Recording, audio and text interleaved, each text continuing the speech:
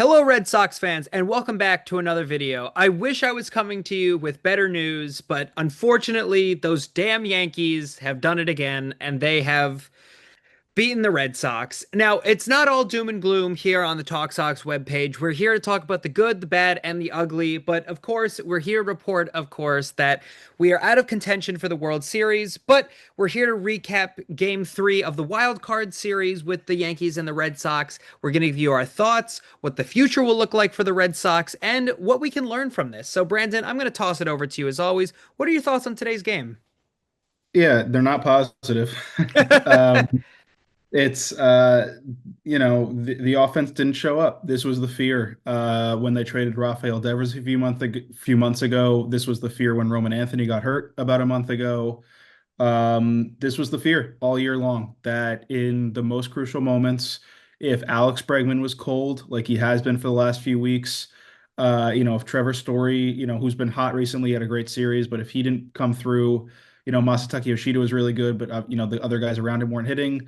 If those guys, weren't doing enough to carry the rest of the offense, where was it going to come from when they needed it most? And the answer was nowhere. And that leaves a lot of questions for the offseason. We'll talk about it, but listen, this was a game that was lost in game two. Alex Cora, I think, is a great manager. I think he really mismanaged this series badly.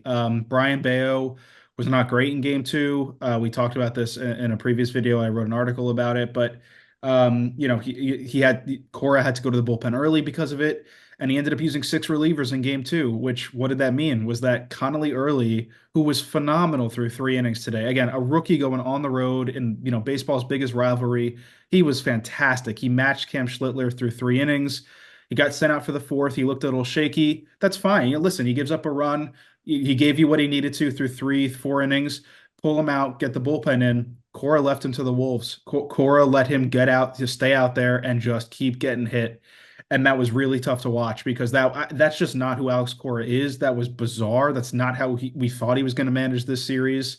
But again, it's a byproduct of Cora mismanaged his bullpen yesterday in game two. And so, he got worried that, he wasn't going to have the arms to finish out this game.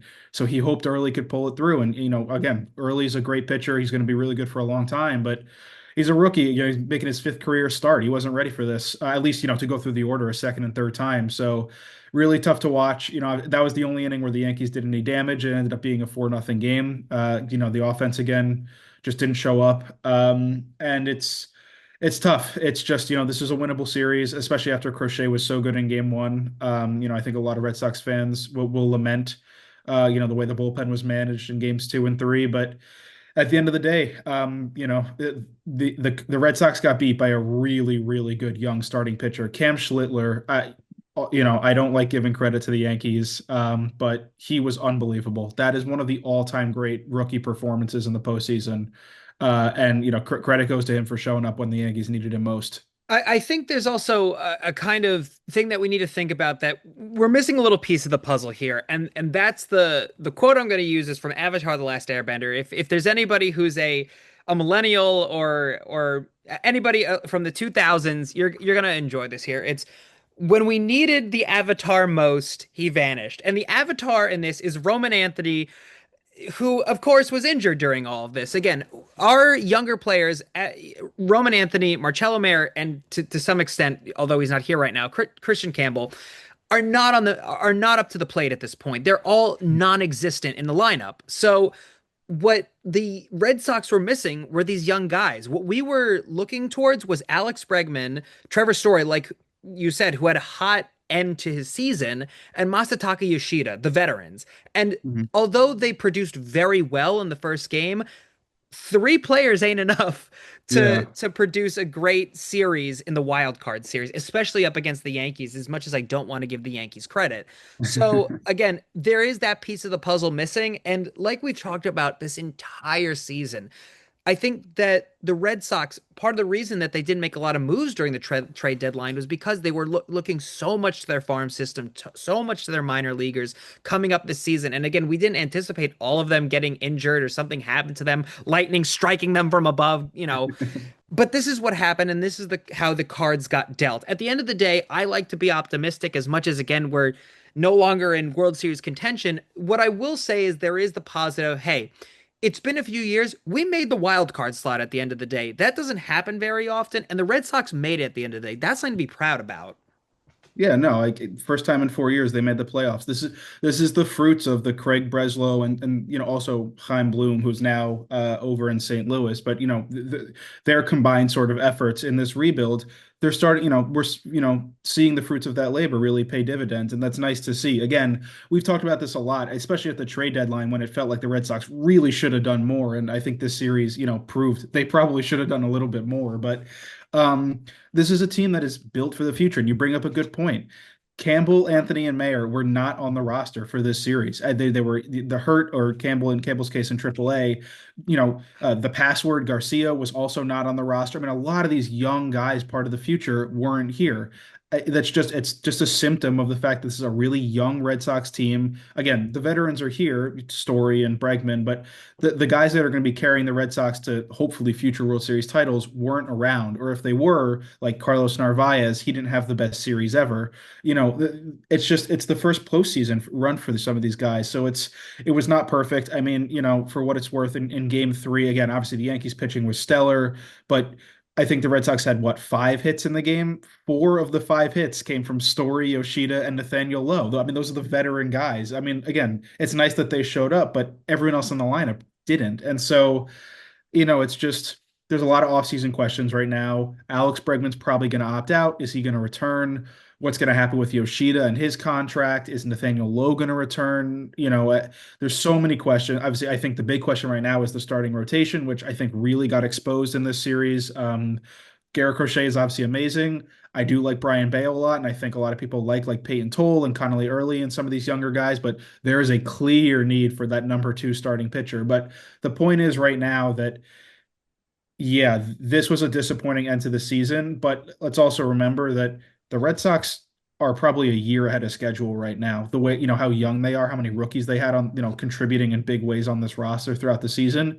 2026, I think, is really the first year where under Craig Breslow, where the prime directive is going to be make the playoffs and make some noise there. Yeah, I completely agree with you. Again, it was a rough end of the season to us with so many injuries, so many mistakes that happened, but we still made it to the wild card at the end of the day, and I think that's what we need to look at. I think my closing remarks here was again, like you said, Alex Cora is a great manager. There's a reason that we brought him on to the Red Sox. I don't know what happened with Connolly early, but again, I I do agree with you. And we made it a point on another diamond centric video in a different site, but there will be a lot of changes in 2026. God only knows what those changes will look like with players. It could be Alex Bregman leaving the team. It could be Masataka Yoshida going to, who knows? At the end of the day, I think that change is good for any baseball. I say that, but I think change is good no matter what because change for a baseball team, if it's not, if it is broken, the adage, if it ain't broke, don't fix it. Well, if it is broken, you need to fix it. And I think right now, the Red Sox, minus the younger players, need fixing. And so we need to bring, especially a starting pitcher, like you said, we need to bring new players on, whether that be veterans, whether that be people, younger guys. Something has to give. Yeah, I think again, let's remember again. I said they're a year early. The Yankees are a good team, man. I mean, the Yankees are the reigning World Series or AL pennant winners. They obviously lost in the World Series. Hopefully, they lose again in the playoffs this year. But again, like, and the Yankees threw out three really good starting pitchers. I mean, the fact that the Yankees can, have been missing Garrett Cole all year and didn't throw Luis Gil in this series, the reigning AL Rookie of the Year winner, and they still had three really good starting pitchers. I mean, again, that's a telltale sign. This is a really good team that the Red Sox lost to, and they barely lost to them. I mean, game two could have gone either way, and then obviously this game three wouldn't have even happened. So it's just, the Red Sox are close, especially in the American League, which looks really wide open for the next few years, especially with the Astros falling off. Who knows what's going to happen with the Blue Jays in future years? The Yankees are an older team. I mean, there's a real, genuine window here for the Red Sox to become, one of the dominating forces in the American League. It's just going to have to be a situation where what do the Red Sox learn from a disappointing loss like this? And where do they go with their roster maneuvering with if they make any coaching change, not Cora, but on the coaching staff itself, what is that all going to look like, and what do they take away from what needs to be a valuable learning experience? But as always, we'd love to hear your thoughts on this topic. Obviously, it's a disappointing end. We all wanted to see it end differently against the Yankees, but I think there's a lot to take away that's positive. What's your favorite moment of the season? Is there anything you really remember fondly? Is there anything in particular you don't remember fondly? Let us know, and as always, we'll try to respond to every comment.